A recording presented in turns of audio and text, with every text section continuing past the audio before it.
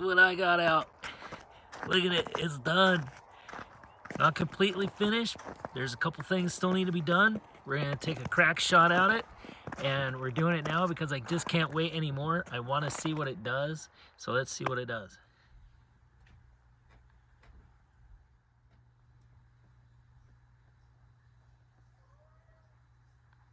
Exciting one about this Clodbuster. This is a super Clodbuster.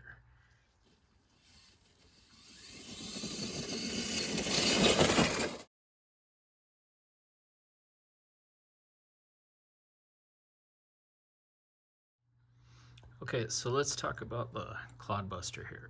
Is it a Clodbuster? Nope. It is a super Clodbuster.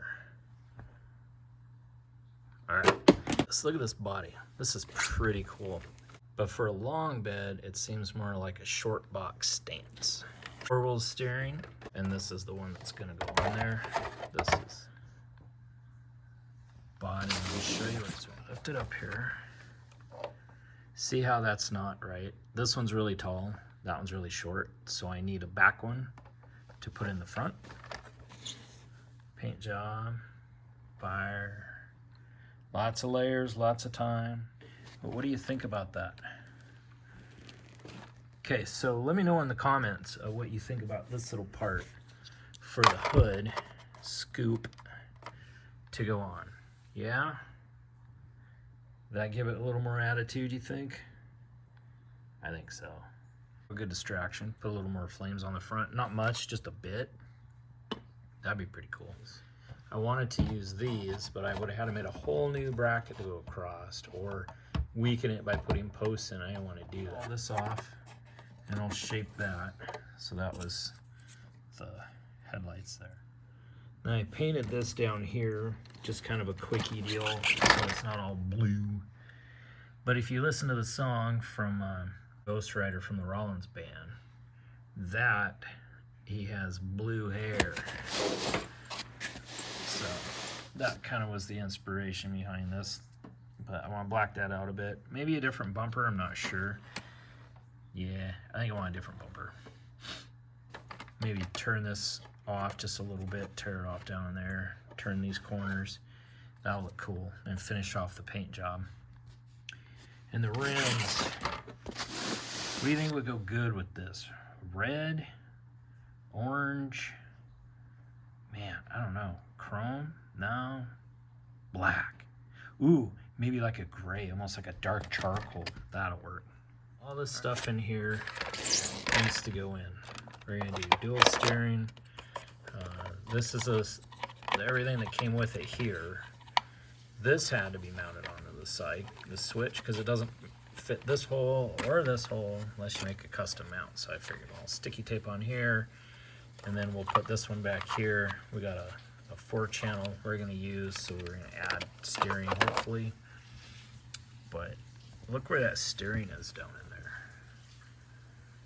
So we're gonna do a little investigating and see what we can do without getting new axles or anything. Maybe there's a way to put 4-wheel steering in here without too much modification, because I do not want to do that. So this is cool. It guards your tie rod down here and the inner one, your steering linkage. So not quite sure. Now if you look at these, it looks like there's an oil pan that you can cut out here. If you got a motor, you can stick down in there.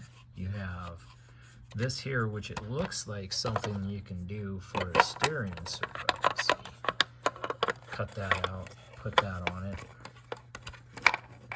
It goes right there. And then if you look down underneath, it goes right down underneath where that is, right directly above that. That's your servo steering. So, new one of these. We'll put in some braces here that we got going on. And make some braces that'll fit under here. Go across, hold wires with some grommets. This one's going to be another brace for back here. So that'll help brace it up. We don't want to do any unnecessary modifications. If it's trick to show it and be cool and fine, but other than that, this is probably going to stay as original as possible because it's not, it's a design from 30 some years ago. I love the old Clodbuster.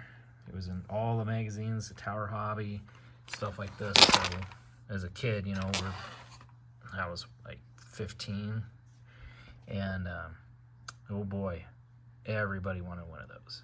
What a deal. But nothing like the old one. Now, I've been asked if it's taller or bigger. I have nothing to compare it to. We have yet to put it side by side with an original one from the 80s. Like, you can do major customization. But again, you know, if you want something that does the actual action, or do you want something modified? You know, this is built for one reason. It's going to stay that way. And maybe the next one we build to be modified will have all the special chassis and, you know, axles and all that stuff. Love these tires. I haven't glued the rims yet either. So look at the action on this. For having plastic shocks that don't really go up and down much, look at that. It's just gonna roll. It's so cool. Kind of like that movie Rolling Vengeance. That's how this one looks to me at this stage. It's the Rolling Vengeance one. And lots of room. We're gonna try to put the battery line through here in the front. Maybe have it so that the body tilts up like the old Skull Bandit truck or something. I don't know. It looks more like that of the body style. Brushed motors here. You got some wires that kind of come up and get hung up on things. Where is it? Down under here. Yeah, on the back one, it gets hung up on this. These get hung up on things and it might rip them out of the motor because they're not very good connections here. So I'm sure the shocks will be changed just so that we can have better maybe control and driving. It doesn't bounce too much, but again, you know, this is what they were. When you went over something, they bounced like crazy. Yeah, 80 shocks on there is still gonna bounce. So, but that was the cool thing about it. Rearing up, going up as high as it could, and then coming down and not braking, and then getting across the cars and crushing the stuff in the way. Monster truck. Now they're trick trucks, you know. This is the old heavy, massive weight, massive dollars in engines and paint jobs and all sorts of crap. Welding. Double frames. Like, see your frame here? The trucks I ran with had double frames, fully boxed, braced, connected across the, you know. These were just our mud trucks and dudes with, you know, 18 inches of lift, 44-inch tires. They had 4 to 6 shocks per wheel. They were nuts. And paint jobs, and they always had the names on there of the people who helped them, their buddies or shops or anything, given credit due. And that's what's cool about these trucks, showing them off like that. And then if they're not just show, they can go. That's even better. And I have a few favorite monster trucks, like the Kodiak, Nightmare 2, you know, Samson. Things like that are just nuts. I got to see Super Pete, Terminator, Monster Mash, and all sorts of cool ones like that as growing up. But, you know, as time went on in my city, they didn't really have stuff like this. We had to go travel quite a long ways just to see it. And then it was like, oh, that was fun. So the bigger places, they had bigger shows and a lot more trucks and a lot more room, and they could do more stuff. And we had little stadiums, and they just get going in first gear and they're rolling, or they got to stop and back up and turn around, and there wasn't any room for this. So anyways, folks, all right, we'll see you on the next one. Okay, so we have this radio set up for this now. The switch is mounted. Oh no, I can't find the switch. Oh, that's cute. I have to rethink the mounting position on that then. There we are. Expecting a whole lot, but this is the first maiden voyage.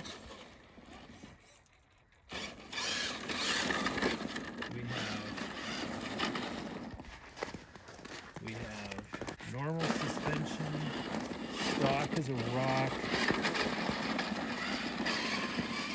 This is just very slow. It turns. It's still going through the snow. I feel like when I got my first Radio Shack monster truck. Anybody remember that?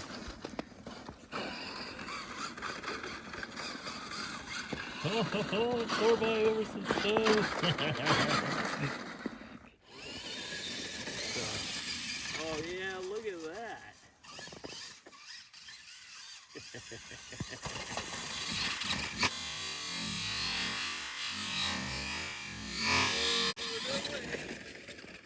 Let's see what it does here. Oh, no way! Alright, so that's what happens with a weak battery and tires not glued and all that good stuff. So I still don't even have the proper amount of grease in the thing yet, so I don't want to push it and piss it off. So anyways, people, thanks for watching. I wanted to get this clip in here. This is just a short video with some stuff, so we'll have more footage of this. Whatever else we're going to do to it. This is too cool. This is awesome. Look at this. Old school ground pounding. Let's make some tracks here. Oh, smooth as butter. Look at that.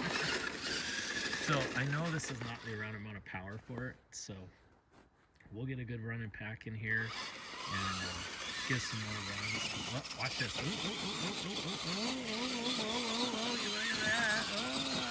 Oh.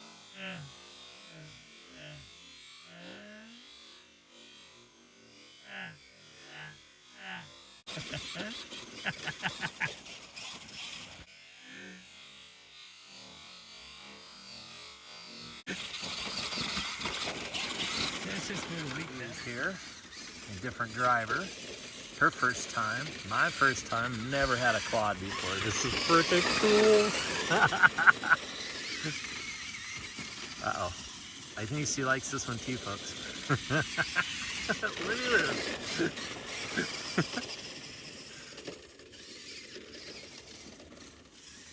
Oh, yeah. Oh, she got some air. Look at that. Ooh.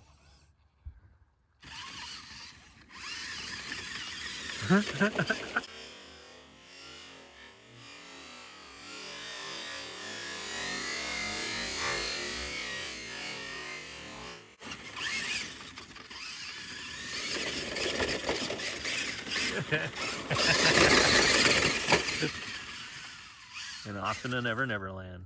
Look at that. Isn't that freaking cool?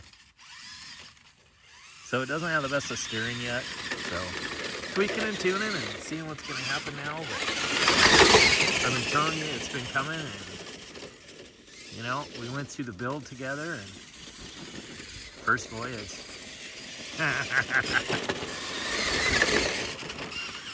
So if you have a Clod, you're a Clod owner, give a thumbs up. And if anybody's got some good tips on keeping it this way stock, but just some better performance, man, throw them at us. I'm happy to hear it, and we'll put them on. She's having a fun. Whoa, yeah!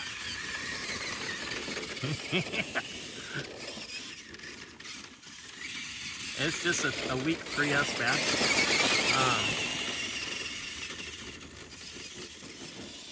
I think the motors are correct on the wires. I'm going to recheck that and stuff, so. Not too bad. You should put a plow on it. I'm putting a plow on it. Oh, did you see that? Look at this girl.